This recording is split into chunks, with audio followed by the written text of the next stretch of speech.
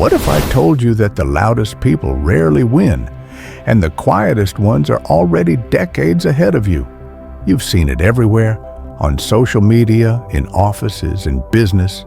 Everyone's shouting, announcing their next big move, promising success before it happens. But the real players, the Buffets, the Musks, the Jobs of the world, operate differently. They build in silence. They let results make the noise. The book, Focus on Yourself and Work Hard in Silence by Echoes of Empowerment, captures something timeless. That greatness doesn't need attention, it needs obsession. Imagine this, it's midnight, your phone's off, and while the rest of the world scrolls and sleeps, you're still at your desk. There's no applause, no likes, no dopamine hit, just quiet focus, repetition, and discipline. You're planting seeds no one sees yet, but deep down, you know the forest is coming. That's what this book is about, the art of silent success. In an age of constant noise, this is your blueprint for stillness. In this video, we'll unpack 3 powerful ideas from the book: why silence is a strategy, why private growth beats public validation, and how consistency turns effort into legacy. Because the truth is, the people you admire most didn't talk their way to success. They worked their way there. The author opens with one piercing observation: progress happens in silence. Think about that. The strongest people in the room are never the loudest. Like an iceberg, most of their power is invisible. The public only sees the tip: awards, wealth, recognition. But the real structure, the late nights, the failures, the doubts, that's hidden beneath the surface. The same goes for success. It's built quietly, patiently, far away from applause. Yet, that's exactly why it lasts. The book argues that noise is the new addiction. Every notification, every like, every status update feeds a false sense of progress. You announce a goal, and your brain rewards you as if you already achieved it. That's the trap. You feel accomplished without moving an inch. Steve Jobs understood this long before Instagram existed. He was famous for his reality distortion field, but behind that, he lived an intensely private, focused life. Every detail of Apple's products was born not from brainstorming sessions on stage, but from obsessive refinement in silence. Warren Buffett does the same. He doesn't spend his mornings checking Twitter. He spends 5 hours reading. No announcements, no noise, just deep focus compounding over decades. The book calls this the strength of silence. When you stop broadcasting your plans, you reclaim your focus. You stop living for validation and start living for progress. It's not easy. In a world built to distract you, choosing silence is rebellion. But silence is where clarity lives. It's where momentum builds. Success isn't a performance. It's an accumulation of quiet wins that no one sees until they can't ignore them. Here's the truth. If you really want success, stop explaining and start executing. Talking burns energy. Execution multiplies it. So, if you've ever felt the pressure to announce your goals or prove your worth to others, pause. The most legendary chapters in human history were written in silence by people too busy working to talk about it. And that's where this journey begins. In the next part, we'll explore the first key, the strength of silence, why the quiet hustle always wins the race. Because in a noisy world, silence isn't weakness, it's mastery. If this message already speaks to you, subscribe for more mind-changing book insights. Most of us learn to treat progress like a press release. Announce the plan, crowdsource applause, feel a surge of motivation, then wonder why momentum dies on day 3. The author flips that script. Real progress prefers privacy. Think of an iceberg. The 10% that breaks the surface is the post, the promotion, the launch. The 90% underwater is the quiet grind. Drafts you'll never publish, drills no one claps for, refusals you don't explain. That's where power compounds. Why does silence work? Psychologically, it protects your attention.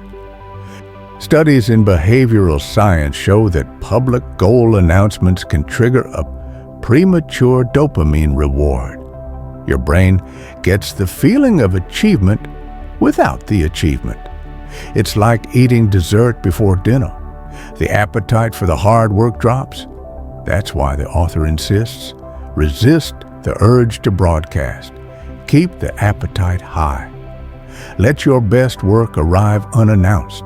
Look at how the greats operationalize this. Warren Buffett reads for hours daily, unhurried, unseen, uninterested in signaling. He isn't trying to look busy, he's training judgment. Steve Jobs wrapped Apple's product development in secrecy not as marketing theater, but as focus armor, protection from premature feedback, from internal politics, from the gravitational pull of consensus. Oprah built an empire by learning to stay centered while the world tried to define her. The practice started in silence, not in spotlights. These aren't just celebrity anecdotes, they're blueprints for how calm power is built. Fewer declarations, tighter feedback loops, deeper reps. The author names our modern antagonist clearly: noise.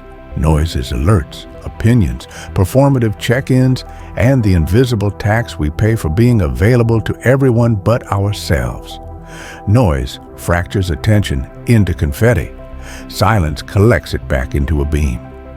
When you stop explaining and simply execute, you remove the mental toll of managing reactions.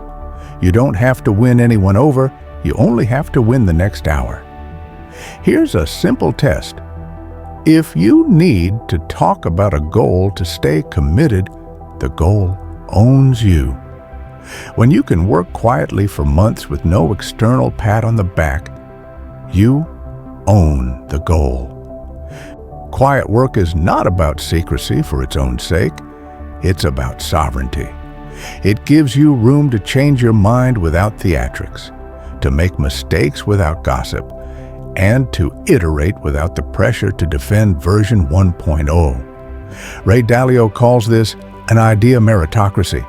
In practice, it means reality gets to vote, not your ego and not the audience. Silence gives reality more airtime. The book's second theme builds right on top of this: the discipline of private growth. In a world obsessed with maintaining an image, choose improvement over impression. You can polish a brand or you can sharpen a blade. Only one cuts. Private growth means you choose habits that change you over highlights that impress them. It is as unglamorous as it sounds. Reps, review, repeat. Think of an elite runner's training block.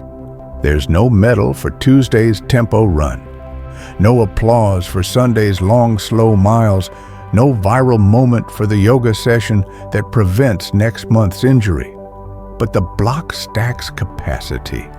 It makes race day inevitable. The same pattern applies whether you're building a business, a portfolio, a body of work, or a new identity. The author gives us a useful metaphor. Treat your reputation like a shadow and your character like the body. Chase the shadow and you'll always look distorted. Build the body and the shadow corrects itself. In other words, stop posture correcting the silhouette. Add substance to the person casting it. How do you practice private growth without drifting? Use constraints that favor depth over display. 1. Define a silent scorecard. 3 inputs you can control daily. For example, 90 minutes of deep work, 30 pages read, 20 deliberate practice reps. Score inputs, not outcomes. Outcomes lag. Inputs compound. 2. Adopt the craftsman's loop. Build, test, critique, refine. No public validation needed. Your loop gets faster as you remove audience management from the cycle. 3. Install friction to performativity. Delete the social app from weekdays or keep a brag buffer. If you're tempted to post progress, wait 72 hours. Most urges to broadcast evaporate with time. The real ones convert into better work.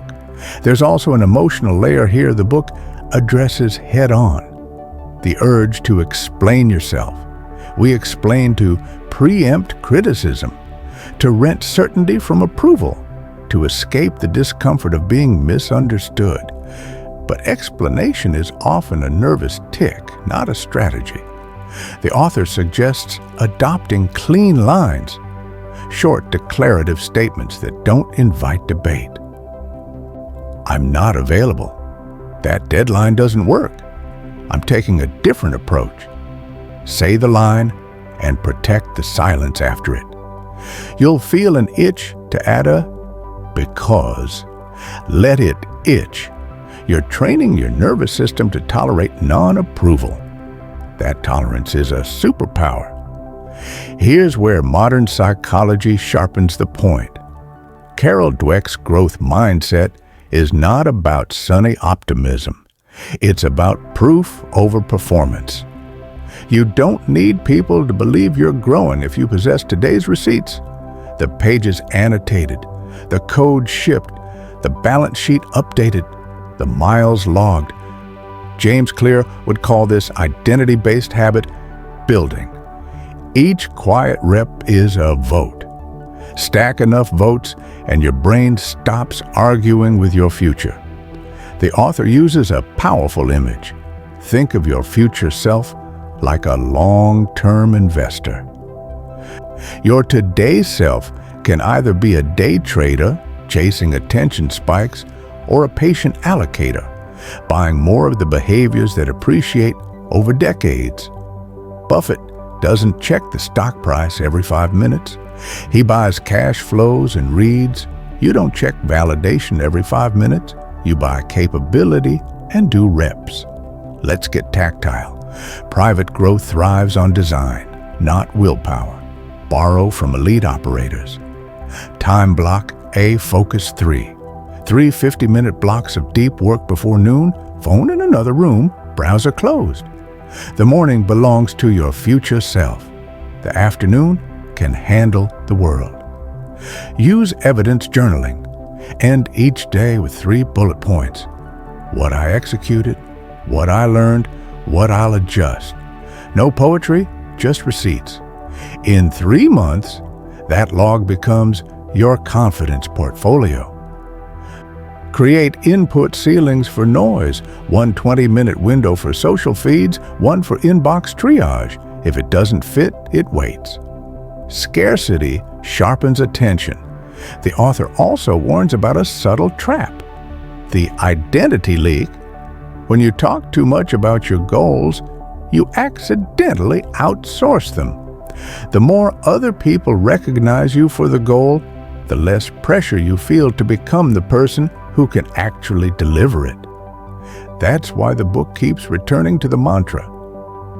Work in silence, grow in private, let results speak. A quick story brings it to life.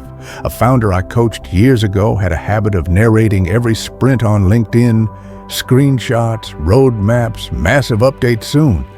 Great engagement, terrible execution. We ran a 60-day protocol, no public updates until shipping.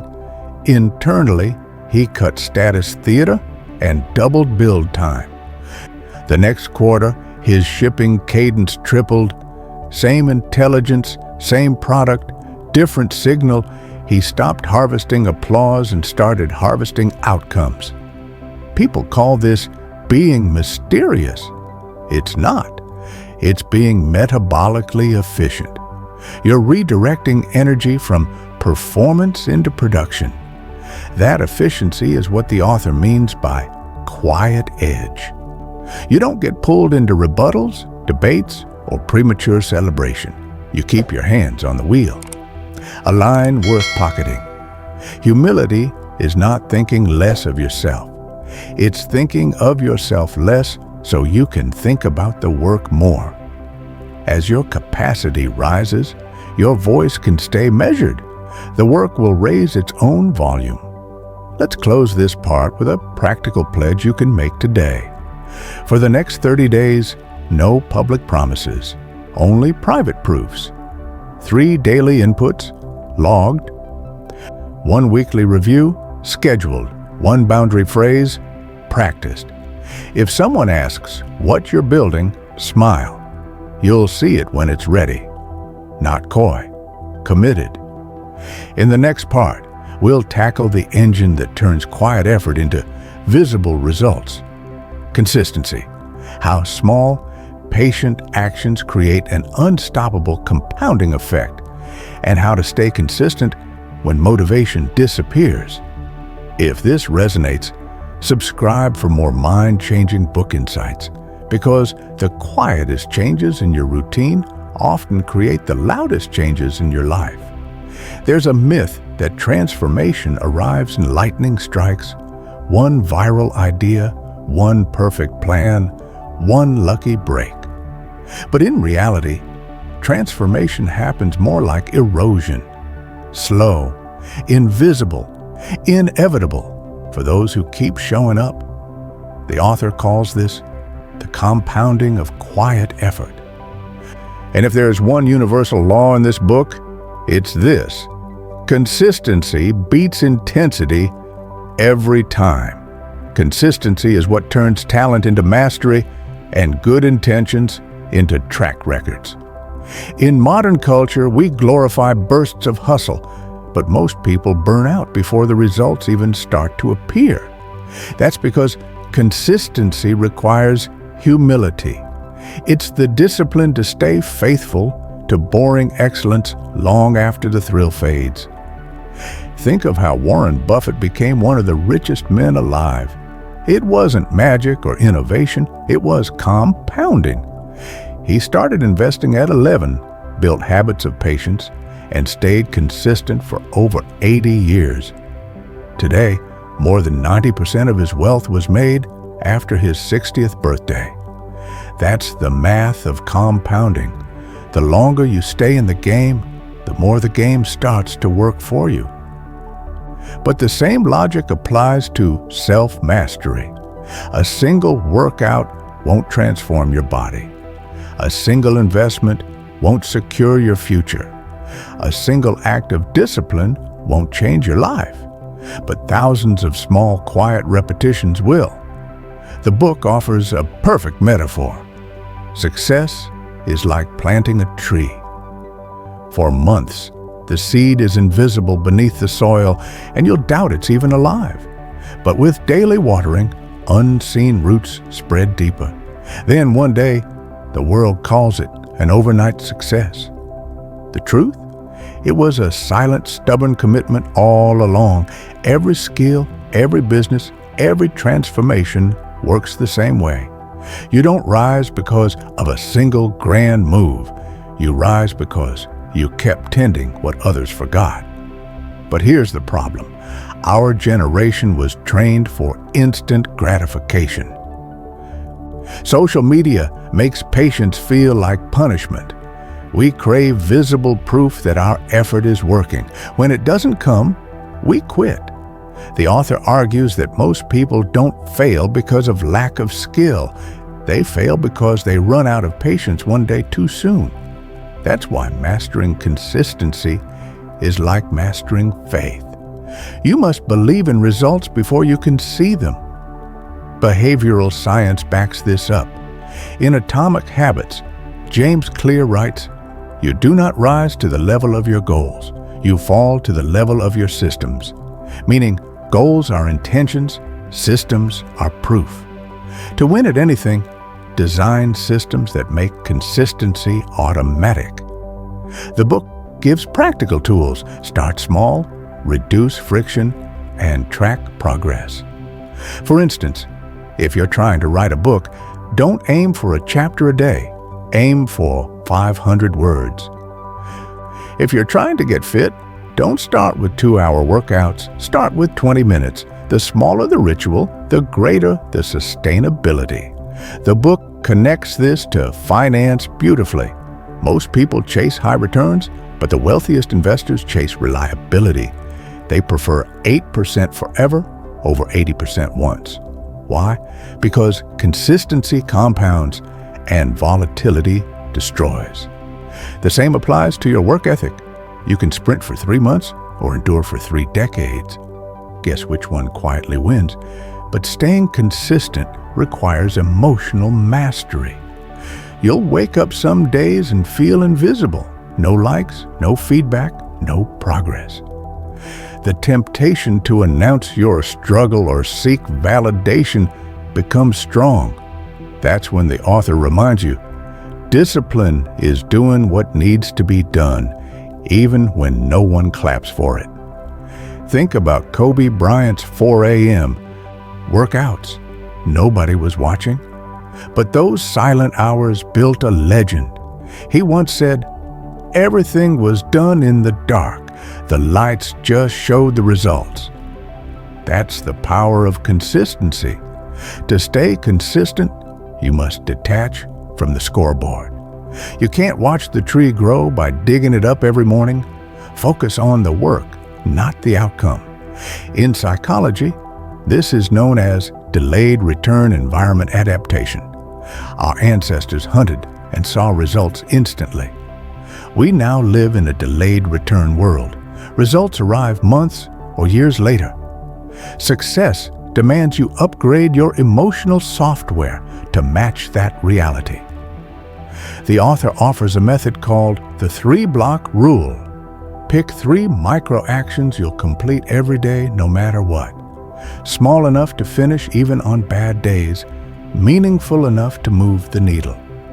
It could be read 10 pages, write 200 words, invest 30 minutes in exercise. Over a year, that's 1,000 plus repetitions. You won't notice the change until one day you become the change. Look at Ray Dalio again. After losing everything in 1982, he rebuilt Bridgewater not through grand strategy, but by writing daily reflections and refining small decisions. That consistency made him one of the world's most respected investors. Or take J.K. Rowling, rejected by 12 publishers before Harry Potter saw daylight. Her secret? Not resilience alone, consistency. She wrote daily through depression and poverty until her silent pages became a cultural phenomenon. Consistency is also how you outlast competitors. Most people quit halfway. The author says, endurance is the ultimate filter. The longer you stay consistent, the fewer people are left in your lane. That's why the winners often aren't the smartest. They're the ones still standing when everyone else gets tired of the silence. So, how do you stay consistent when motivation fades? Replace motivation with systems. Replace goals with standards. Replace emotion with evidence. Your identity becomes the engine. I'm the type of person who follows through. Once that's true, consistency is no longer something you do, it's who you are. The final line of this chapter reads like a mantra. Show up every day, do the work, let time do the rest. That's the formula the world never taught us because it doesn't sell fast. But it works, quietly, always. Now that we've built the foundation, focus, private growth, and consistency, it's time to face the hidden enemy of silent success, validation. In the next part, we'll explore emotional independence, why breaking free from the need for approval is the key to unstoppable confidence and long-term peace. If this lesson hit home, subscribe for more book insights that help you think deeper and live stronger. Here's a hard truth. As long as you crave approval, you're owned by whoever can withhold it. The author calls this the invisible leash of validation. And it's the number one reason talented people stay stuck. You can't build real confidence while renting it from others. Most of us learn to chase approval early. As kids, we sought praise from teachers. As teens, from peers. As adults, from followers and metrics. But every time you outsource your worth, you give away control of your energy. Focus on yourself and work hard. In Silence argues that freedom begins the moment you stop performing for applause and start performing for progress. The author frames validation as an emotional addiction. Like any addiction, it starts with a small hit. The like, the compliment, the "I'm proud of you." It feels good. But soon, the brain associates approval with safety. And when the approval disappears, panic follows. That's why so many high performers sabotage themselves. They're not addicted to growth.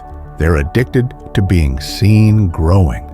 The book reminds us the goal isn't to be noticed working hard. It's to become someone who can't not work hard. Warren Buffett once said, "You can't buy reputation. You can only build it."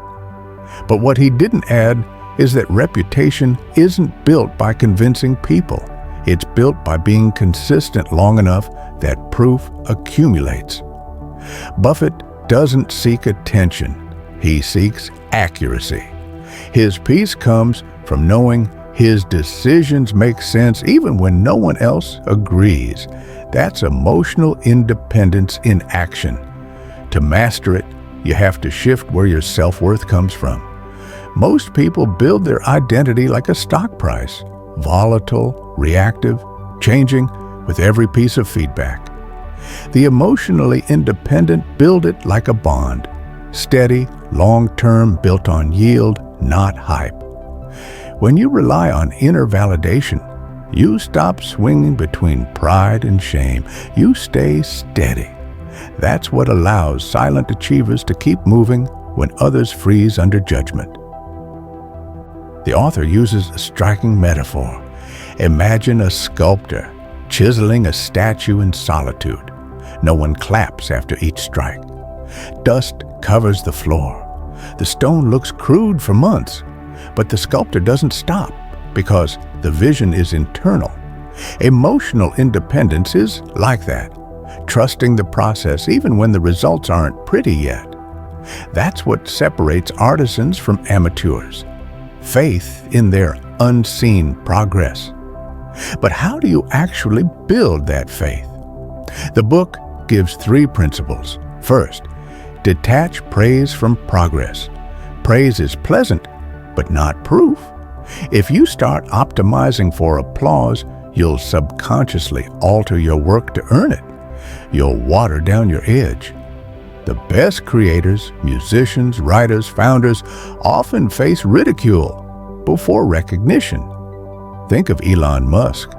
Before Tesla succeeded, he was mocked for burning billions. Before SpaceX landed a rocket, people called it science fiction. Musk didn't chase applause, he chased iteration. Emotional independence made that possible. Second, practice rejection deliberately. Don't avoid it, engineer it. Send the pitch, make the ask, publish the post, knowing someone will disapprove. The goal isn't rebellion, it's exposure therapy. You're training your nervous system to stop equating criticism with danger. Each rejection rewires the fear loop. Third, replace applause with alignment. Before any action, ask, does this align with who I want to become? If yes, proceed, even if no one claps. Alignment is the only applause that matters. The author ties this to psychology. External validation is a social survival mechanism. It kept tribes together, but in modern life, it's a trap. When you live for others' approval, you abandon self-trust. That's why emotionally independent people seem calm even in chaos. They've learned to be their own reference point. They don't need the crowd to confirm direction. They've already checked the compass inside. Let's ground this idea with a story. Early in his career, Steve Jobs was fired from Apple, the company he built. Public humiliation at scale. Yet, years later, he called it the best thing that ever happened to me. Why? Because it freed him from external validation. For the first time, he created purely for curiosity and craft. Out of that silence came Pixar, Next, and eventually a new Apple. Jobs' emotional independence wasn't arrogance, it was awareness. He knew that applause fades, but alignment compounds. This detachment doesn't mean you stop caring about people. It means you stop needing them to fuel you. You can love approval, but not depend on it. Dependence makes you reactive. Independence makes you magnetic. The more you stop chasing approval, the more it chases you. Because people trust those who don't beg for attention. The author gives one more subtle insight. Even criticism loses power when you stop needing praise. Praise and criticism are two sides of the same coin. When you accept one, you're also accepting the currency of the other. Throw away the coin. Operate in a different economy, the economy of self-respect. Now, emotional independence doesn't mean isolation. It means discernment. Choosing whose feedback enters your world. Buffett once said, "I only listen to people who have skin in the game."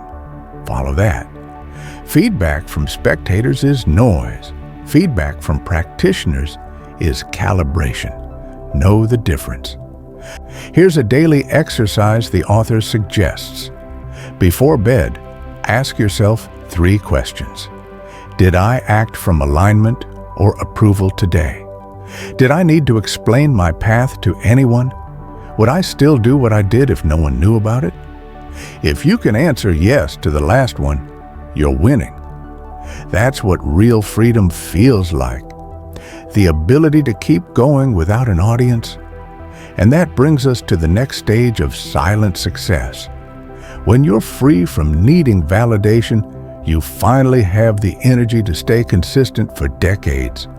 Because emotional independence gives you endurance. In the next part, we'll explore the power of letting your results speak. How silence, timing, and proof can turn your work into your loudest advocate.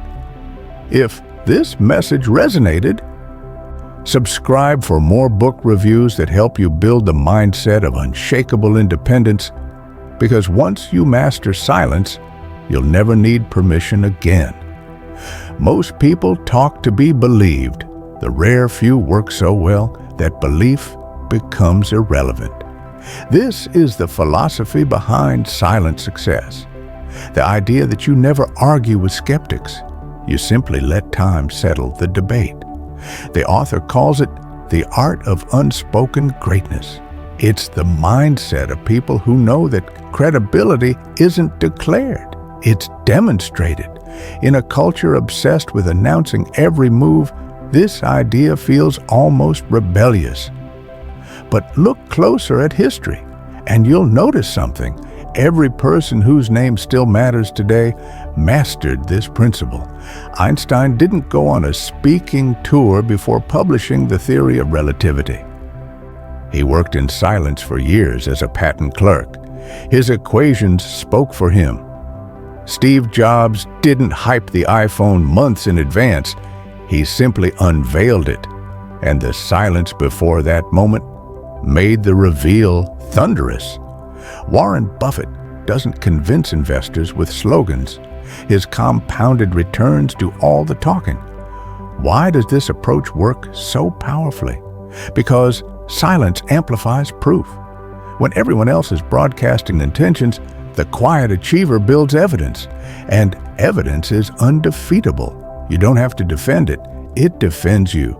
When you let your results speak, you shift from persuasion to demonstration. That's when influence becomes effortless. The book explains this through a concept from behavioral science called the credibility gap. When your words outpace your proof, people subconsciously distrust you, even if they don't say it. Every "I'm gonna" statement widens that gap. Silence closes it. You communicate reliability not by speaking more, but by delivering consistently.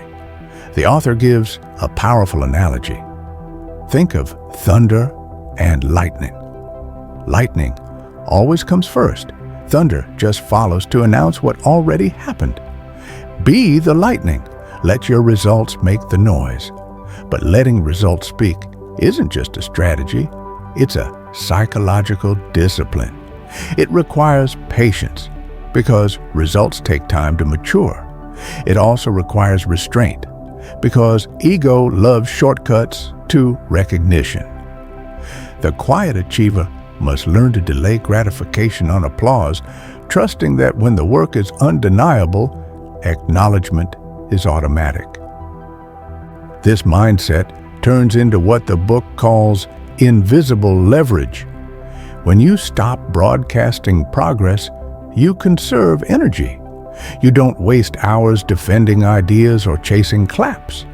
You build momentum in the background. It's what makes you dangerous in the best way possible. Unpredictable, focused, untouchable. There's a famous story about Jeff Bezos and Amazon's early days. While competitors were running ads and making headlines, Bezos focused obsessively on systems, supply chains, logistics, customer obsession. For years, Amazon was mocked for its lack of profit.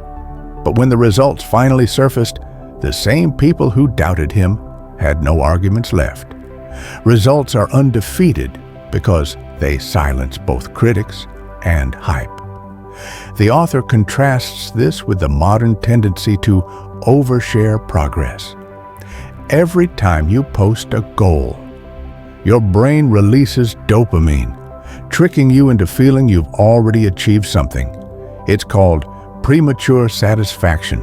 The reward center activates before the result, which kills motivation.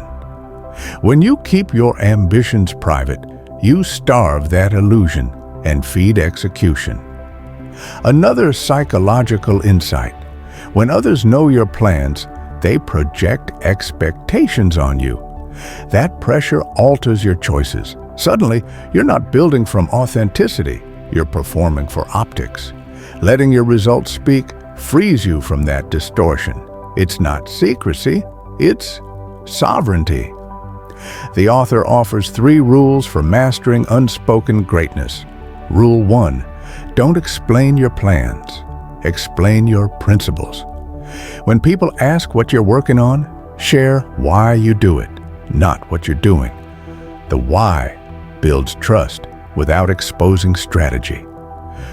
Rule 2: don't argue outcomes, show consistency. Silence converts faster than debate. Every repetition of disciplined action reinforces credibility. Rule 3: don't chase visibility, chase inevitability. When your work becomes so good it's impossible to ignore, visibility takes care of itself. Here's where this mindset becomes even more powerful. People who move quietly often end up being underestimated. That's an advantage. When no one expects your next move, you gain freedom to experiment, to pivot, to fail in private. By the time they notice, it's too late. You've already built momentum. As Naval Ravikant said, play long-term games with long-term people. Long-term games require quiet seasons. There's also a deep emotional peace that comes from this practice. You stop living reactively. You stop checking whether others approve. Instead, you start optimizing for integrity. When you wake up each morning, you're not thinking, "Who noticed me?" but "What can I build today that compounds tomorrow?" That's mastery in motion. To internalize this, The book suggests a 90-day proof over praise challenge. 0 public announcements of goals or milestones. Weekly accountability to yourself only, a private metrics sheet. 1 measurable outcome after 90 days that proves progress, even if no one knows. At the end, compare your results to any 90 days of high visibility effort. The quiet quarter always wins. Think of it like investing in reputation capital. Every time you do the work instead of talking about it, you deposit credibility. Over time, that account compounds. When you finally do speak, people listen because they've seen your receipts.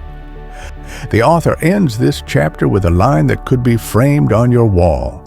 If your work doesn't make noise, make it better until it does. Silence isn't the absence of sound, it's the buildup of proof waiting for its moment to echo. Now, with results speaking louder than words, the next evolution of this philosophy reveals itself. Silence isn't just a personal choice, it's a strategic advantage.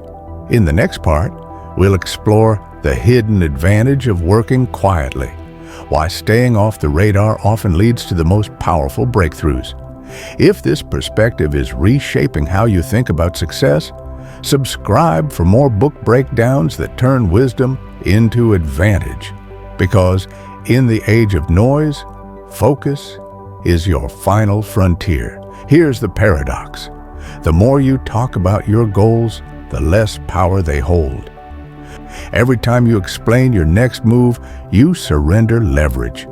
The author calls this the hidden advantage of silence, the invisible edge that makes quiet operators so formidable.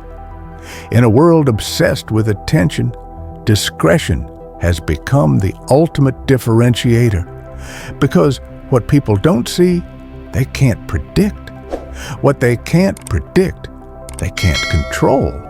And what they can't control, they can't stop. Think of the world's most effective strategists, from Warren Buffett to the Navy SEALs. None of them broadcast before they execute.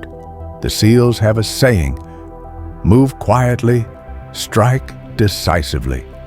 Buffett once remarked, the market rewards patience, but it worships silence. When you work quietly, you're free from noise, free from interference, and most importantly, free from expectations. Silence becomes your stealth mode. The book dives deep into why this is such a psychological and strategic weapon. The moment you share your plans publicly, you activate external influence. Suddenly, everyone around you, friends, peers, strangers, becomes a stakeholder in your path. Their opinions, doubts, or even misplaced encouragement alter your emotional balance. You start thinking about optics, not execution. You begin building for perception instead of precision. Silence eliminates that interference. It protects the purity of your decisions. There's also a neurological dimension to this. Studies show that announcing goals releases dopamine in the brain, the same neurotransmitter triggered by reward. Your mind feels as though it's already accomplished something, so motivation drops. By keeping plans private, you delay that dopamine hit until the work is real. You preserve hunger. You extend tension. That tension is your creative fuel. But the hidden advantage goes deeper. It's about unpredictability. When you move in silence, no one can map your patterns. Competitors can't copy what they can't see. Doubters can't sabotage what they don't understand. As Elon Musk once said, "My best ideas looked insane until they worked." He never convinced the crowd first, he showed them later. The quiet achiever operates by the same rule: results first, noise never. This principle has another layer. It neutralizes resistance. The moment people notice you climbing, they start projecting their own fears. Some will doubt you, others will envy you, many will try to redirect you. It's not malice, it's human nature. Visibility creates friction. Silence removes it. When no one knows what you're building, no one can slow it down. The author gives a metaphor that captures this perfectly. Fire burns hotter when protected from the wind. Silence is that protection. It shields your early progress from premature exposure. Every idea, habit, or plan is fragile at the start. It needs darkness to mature. Expose it too early, and it withers under scrutiny. But in solitude, it strengthens unseen. By the time the world notices, it's too late to stop it. The great investors understand this intuitively. Ray Dalio built Bridgewater's internal systems in near total privacy for decades. The firm's core principles, radical transparency and algorithmic decision-making, were refined quietly before they were ever published. When he finally revealed them, they were unshakable. That's the silent advantage. You control the narrative by controlling the timeline. Silence also gives you permission to fail privately. Most people don't take bold risks because they fear public embarrassment. But if no one knows what you're attempting, you can fail, adjust, and iterate without consequence. Jeff Bezos calls it high-velocity decision-making, taking small, reversible risks quickly. Silence turns every experiment into a private rehearsal, not a public referendum. Another overlooked benefit of working quietly: it strengthens your relationship with self-discipline. When there's no audience, the only accountability left is integrity. You stop performing for approval and start performing for principle. That's when real mastery begins. In Stoic philosophy, this is called arete, the pursuit of excellence for its own sake, not to be seen, but to be sovereign. The author offers a tactical framework for activating this hidden advantage. 1. Reduce visibility by design. Remove yourself from constant digital exposure, not as isolation, but as incubation. You don't need to disappear, you just need to stop narrating. 2. Protect your incubation zone. Whether it's your morning hours, your creative workspace, or your thought rituals, guard it like sacred ground. That's where leverage is built. 3. Adopt a low-signal bias. Before sharing anything, ask, does this contribute to my outcome, or does it just feed perception? If it's the latter, stay quiet. This practice also builds psychological resilience. When you stop announcing, you stop needing reassurance. When you stop needing reassurance, you start trusting your judgment. That inner trust compounds into confidence, the quiet kind that doesn't need to be performed. Buffett calls it the internal scoreboard. You don't play to impress, you play to win on your own terms. Here's the subtle irony. The quieter you become, the louder your impact gets. People start to notice a pattern they can't explain. Your calm, your focus, your steady results. That mystery becomes magnetic, because mystery is scarce in a transparent world. Scarcity breeds attention. Silence, it turns out, isn't hiding, it's positioning. The author closes the chapter with a simple test. If success made no sound, would you still chase it? That question filters pretenders from builders. Those who need applause vanish. Those who crave mastery stay. Because silence doesn't just protect your work, it purifies your motives. And when motives are pure, results become inevitable. In the next part, we'll explore the legacy of quiet mastery. How working in silence not only amplifies results, but builds a reputation that lasts decades beyond you. If you've ever felt unseen while working hard, remember, Silence isn't absence, it's potential under construction. Subscribe for more book insights like this, where wisdom replaces noise and progress replaces performance. The author begins this chapter with a sobering truth. Real masters are rarely loud when they're alive, but they echo for centuries after they're gone.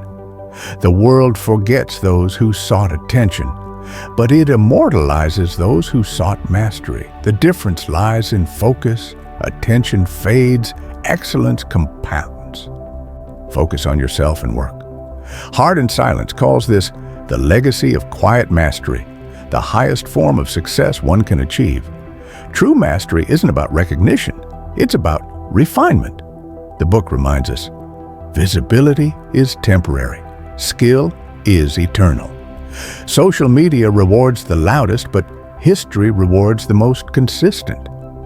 When you study any field, business, art, science, the pattern is the same. The giants were patient craftsmen who cared more about getting it right than getting it noticed. They understood that applause is seasonal, but mastery is generational. Consider Leonardo da Vinci. He spent years perfecting each brush stroke of the Mona Lisa, often abandoning other projects midway to improve his understanding of anatomy, light, and emotion. His process was so private that many thought he was wasting time. Yet centuries later, that single painting defines artistic excellence. Da Vinci's quiet obsession outlived the noise of his era. Or take Warren Buffett again. While traders chase trends, he sits quietly in Omaha, refining the same principles for 60 years. His calm consistency became his brand, one so powerful, it shapes global markets. Quiet mastery, the author says, is about building depth in a shallow age. While others chase virality, you chase longevity. You work not to be famous, but to be formidable. You refine until your results speak a language louder than marketing. It's the difference between a hit song and a symphony. One fades in months, the other echoes for generations. The author draws a sharp contrast between image builders and craft builders. Image builders crave exposure, craft builders crave precision. The first group burns out because image requires maintenance. The second group compounds because skill requires iteration. Which one are you? Every hour you spend curating perception could be an hour spent sharpening execution. Quiet masters understand this trade-off. They pick the long game. Another truth emerges. Mastery thrives in solitude because solitude accelerates focus. When you remove noise, you access depth.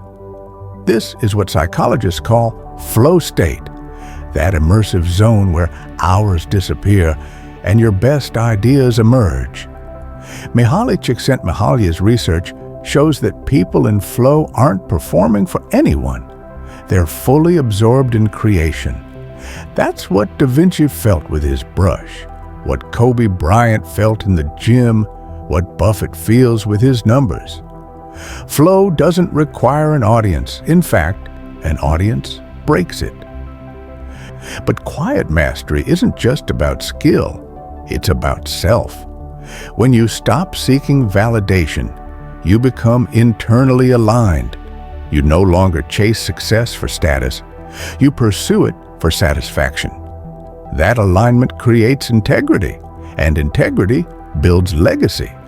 Because the truth is, legacy isn't built by what you tell people, it's built by how your work makes them feel long after you're gone. The author gives a poignant example. In Japan, there's a concept called shokunin, the craftsman spirit. It's the idea that mastery isn't about fame or fortune, but about dedicating one's life to perfecting a craft as an act of service. A sushi chef who refines the same cut for 40 years, a calligrapher who spends decades on the same stroke. These are quiet masters. Their legacy isn't written in headlines, it's carved into hearts. To embody this philosophy, the book proposes 3 principles of quiet mastery. 1. Skill over status. Choose competence before recognition. Ask, would I still do this if no one knew I did it? If the answer is yes, you're walking the right path. 2. Refinement over speed. Progress isn't how fast you move, it's how accurately you repeat. Repetition builds precision. Precision builds mastery. 3. Legacy over lifestyle. The lifestyle fades when the lights go off. The legacy endures when your work outlives you. Build for impact, not applause. Psychologically, this mindset also builds resilience. When you're not driven by attention, you're unshakable when it disappears. The author cites a fascinating study. People who set intrinsic goals, growth, learning, contribution, report 40% higher satisfaction than those with extrinsic goals: fame, approval, wealth. That's because intrinsic goals create peace. Extrinsic ones create pressure. And here's the hidden irony. When you stop chasing visibility, visibility finds you. Excellence is magnetic. People can't ignore consistent brilliance.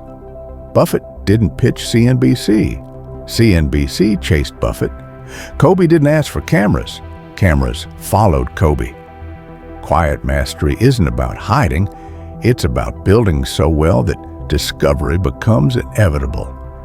The author calls this the paradox of silence. Those who build quietly become the loudest when it matters. Because time has a perfect memory. It forgets hype, but remembers results. That's why quiet mastery always wins. You can feel it even in everyday life. The colleague who always delivers but never boasts. The friend who listens more than they talk, yet everyone seeks their advice. The entrepreneur who doesn't post every milestone, but whose product changes lives. These are the real influencers, the silent ones shaping the world through substance. So, how do you practice quiet mastery? The author suggests treating each day like a rehearsal for legacy. Ask less, observe more. Curiosity fuels depth. Publish later, perfect now. Delay exposure until the work speaks without defense. Detach from speed. Long-term thinkers don't chase quarters. They build decades. Use solitude as leverage. Every quiet hour is an investment in clarity. As you refine your craft, something profound happens. Silence stops feeling like loneliness and starts feeling like leadership. You realize that mastery isn't about being surrounded by applause. It's about becoming the kind of person who no longer needs it. And that leads to the next level of this philosophy, the unshakable mindset. Because once you've chosen mastery over attention, the only remaining challenge is staying mentally strong when progress feels slow, when silence feels heavy, and when doubt knocks at your door. In the next part, we'll explore the unshakable mindset, how to build mental strength so stable that no criticism, failure, or delay can shake your peace. If you're starting to see that real success is less about volume and more about depth, subscribe for more insights like this. Because in a world chasing noise, your silence might just be your loudest legacy. Every empire begins with a mindset, and every downfall does too. The difference isn't intelligence or talent, it's inner stability. When your mind becomes unshakable, nothing outside you can destroy you. The author calls this the final evolution of silent success, the ability to stay calm, focused, and faithful to your process no matter how chaotic the world becomes. Because in the end, silence isn't just a tactic, it's a mental fortress. The unshakable mindset begins with one foundational belief. You don't need proof to keep going. You need purpose. Most people quit, not because they're incapable, but because they mistake silence for stagnation. They equate lack of recognition with lack of progress. But the author reminds us, the tree doesn't doubt its growth just because no one claps for the roots. Your growth is happening, even when it's invisible, especially when it's invisible. This mindset requires emotional maturity, the ability to separate effort from outcome. Modern society teaches us to attach self-worth to results. But real achievers know that the only thing within their control is the work itself. Steve Jobs once said, "I'm convinced that about half of what separates successful entrepreneurs from the unsuccessful ones is pure perseverance." Perseverance isn't loud. It's daily, deliberate, and often lonely. It's waking up every morning and choosing to believe again. Psychologically, this is called internal locus of control, the belief that your destiny depends on your actions, not your circumstances. People with an external locus wait for conditions to improve. Those with an internal locus create conditions through consistency. The unshakable mindset lives in that belief. I may not control the storm, but I control the sail. The author introduces the concept of emotional neutrality. It's the ability to face both praise and criticism without either distorting your direction. When people cheer you, you don't slow down. When they doubt you, you don't overreact. You operate on principle, not perception. Kobe Bryant embodied this perfectly. Reporters asked how he handled losing a playoff game. He smiled and said, "The job's not finished." That's the language of emotional neutrality, steady, grounded, focused on process, not applause. Another pillar of the unshakable mindset is detachment from timelines. Most frustration comes not from failure, but from delayed success. You thought it would take 1 year. It's taking 5. You thought it'd be easy. It's not. But time is a poor measure of greatness. Warren Buffett didn't become a billionaire until his mid-50s. Colonel Sanders didn't launch KFC until his 60s. True visionaries play long games because they've detached from when. It's only a matter of how. The author writes, "If you trust the work, the clock becomes your ally." This mindset also demands that you make peace with failure. Failure isn't a detour, it's data. Ray Dalio, after losing everything in 1982, described it as the best failure of my life, because it forced him to rewire his ego into humility and his habits into systems. Every setback refined his edge. The unshakable mind reframes loss as information. It asks, what is this teaching me about myself? That question turns pain into growth. The book also explores emotional minimalism, removing unnecessary drama, urgency, and fear from your internal environment. Every time you panic, overreact, or seek control, you're leaking focus. Stoic philosophers like Marcus Aurelius mastered this centuries ago. You have power over your mind, not outside events. Realize this, and you will find strength. That's the mindset of a silent achiever, calm in chaos, centered amid noise, unbothered by temporary storms. To cultivate that calm, the author gives a 3-part practice. 1. Morning stillness. Start your day without noise. No phone, no notifications. Spend 10 minutes journaling or breathing. This resets your nervous system before the world hijacks it. 2. Controlled response. Before reacting to anything, a message, a setback, a win, pause for 5 seconds. Those 5 seconds are where mastery lives. That's where emotion, becomes intention. 3. Nightly reflection. End each day by writing one sentence. What did I do today that aligned with my purpose? Over time, these sentences become a mirror of your growth. This mindset also means embracing solitude without fear. Silence is where creativity regenerates. Elon Musk once said that his best ideas came in quiet, empty rooms when no one expected anything from him. Solitude isn't loneliness, it's leadership training. Because the higher you rise, the lonelier the climb becomes. But if you can find peace in isolation, you'll never fear expansion.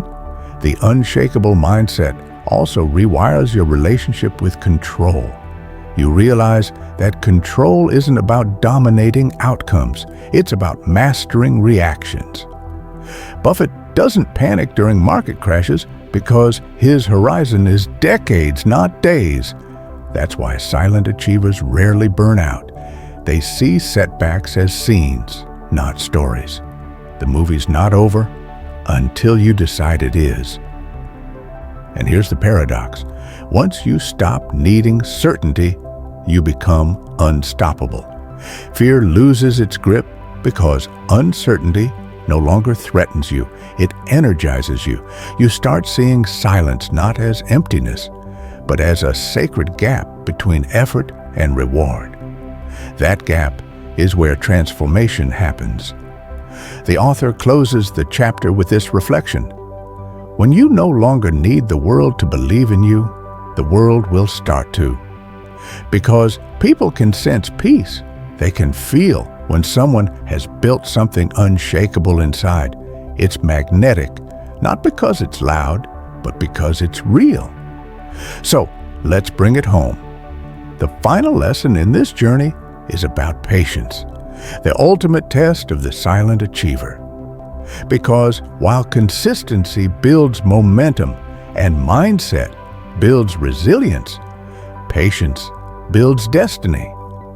In the next and final part, we'll explore the power of patience and fulfillment, how to stay faithful to your process until success becomes your shadow. If this part resonated with you, subscribe to THK Review Books, where we don't just read for motivation, we read for transformation. Because silence isn't the absence of progress, it's the sound of it maturing. Patience isn't popular anymore. In a world that refreshes every second, waiting feels like weakness. But the author reminds us, patience is not waiting. It's enduring without losing faith. The impatient chase applause. The patient build empires. The book calls patience the master skill behind every lasting success, because it transforms frustration into fuel. Here's a paradox to sit with. You can do everything right and still not see results for a while. The seed doesn't sprout the moment it's planted. The gym doesn't change your body after one session. The investment doesn't grow in a week.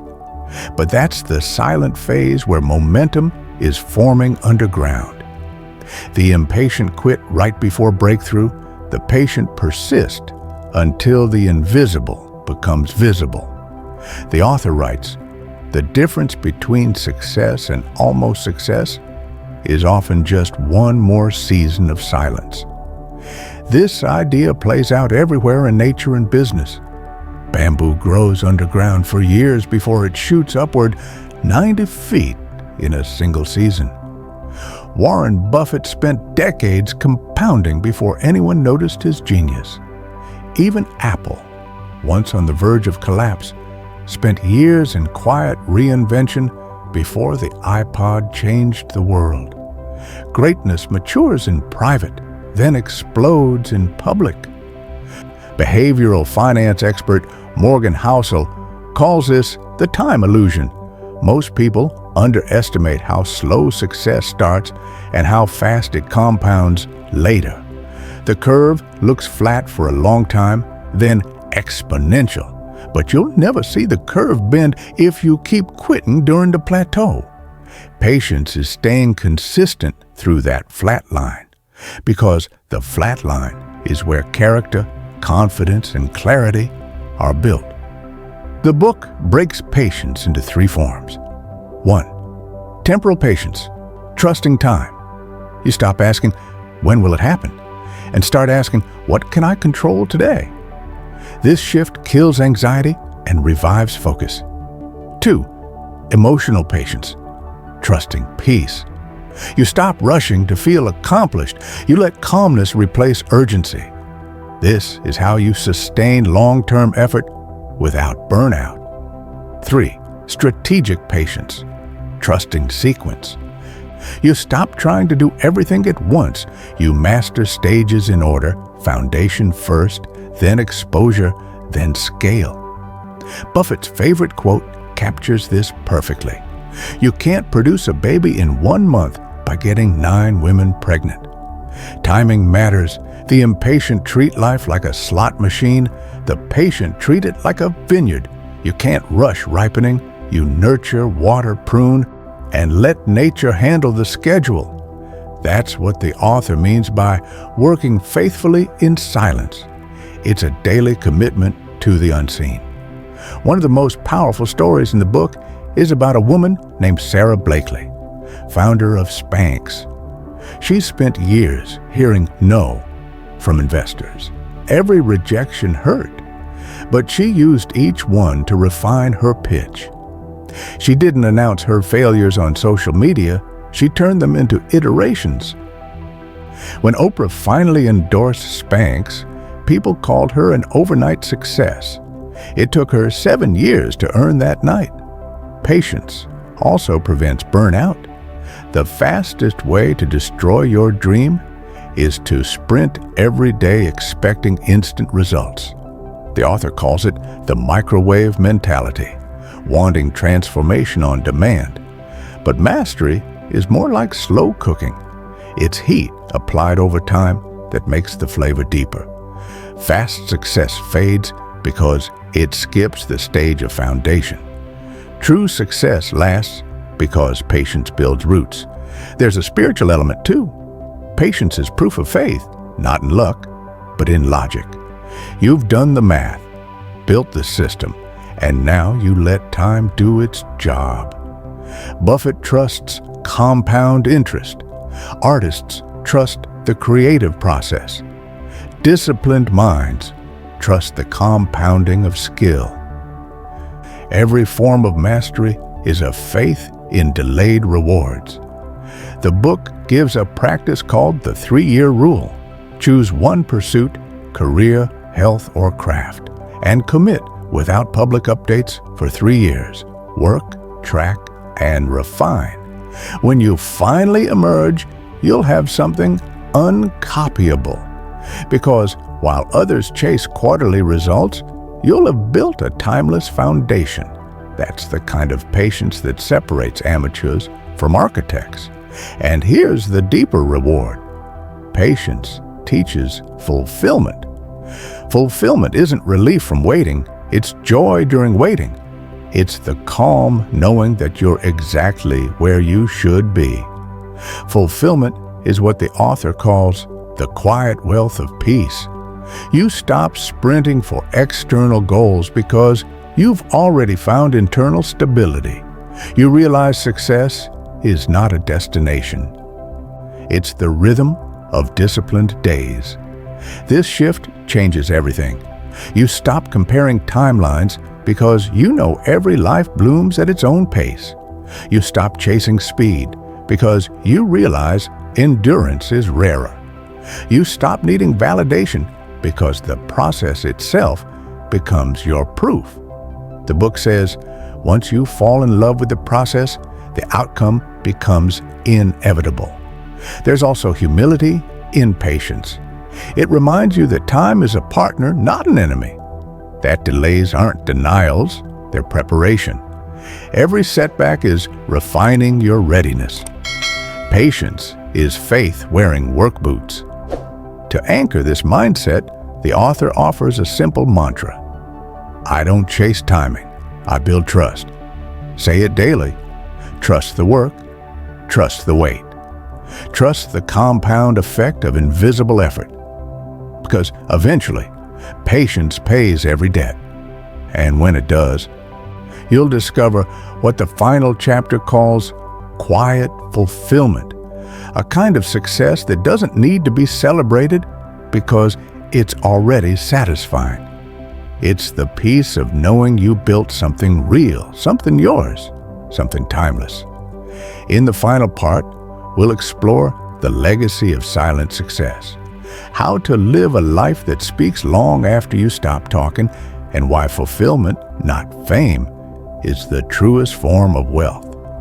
If this message grounded you, subscribe to THK Review Books, because in a world chasing shortcuts, we're here to study the slow art of becoming extraordinary.